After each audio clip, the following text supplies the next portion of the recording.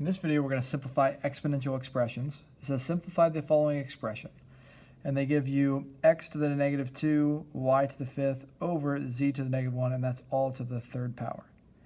Well, anytime I have power to a power, for example, x squared to the third power, this is really telling me that I have x squared times x squared times x squared, which would mean that I would have, if I use the like bases being multiplied rule where I add the powers, that's really x to the 2 plus 2 plus 2. So this is really saying here that I'm multiplying the powers, right? Because I end up with x to the 6th. So the short answer here is if I have x squared to the third power, I multiply the power. That's power to a power rule, and I would get x to the 6th. I'm going to use that here for this expression. So x to the negative 2 to the third power will be x to the negative 6.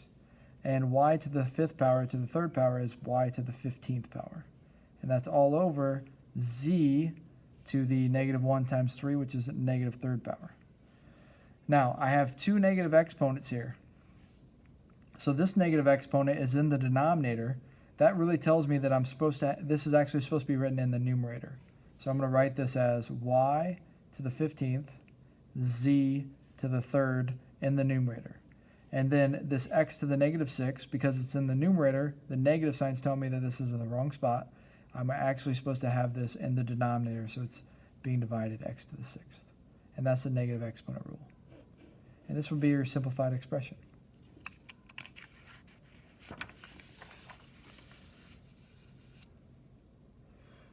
Now we're going to simplify these exponential expressions, and we have two expressions being multiplied. And the first thing I'll do is I'll put this over 1. And when I multiply these, I'll write this as one fraction, which would be negative 4x to the fourth times 2x cubed times y squared. And that's all over y to the fourth.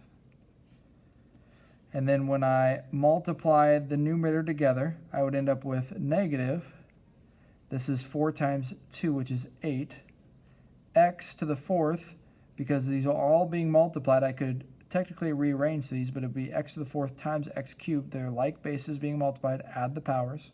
So I have x to the 4 plus 3, which is 7. And then I have y squared on top over y to the fourth.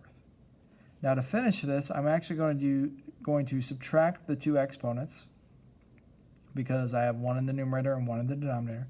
So I get negative 8 x to the 7th. Y, when I take 2 minus 4, I get negative 2. But now I have a negative exponent here. So I'm going to use that negative exponent rule and write this as negative 8 x to the 7th over, this is in the numerator here, so I'm going to put it in the denominator and write it as y squared. And that's how you simplify exponential expressions.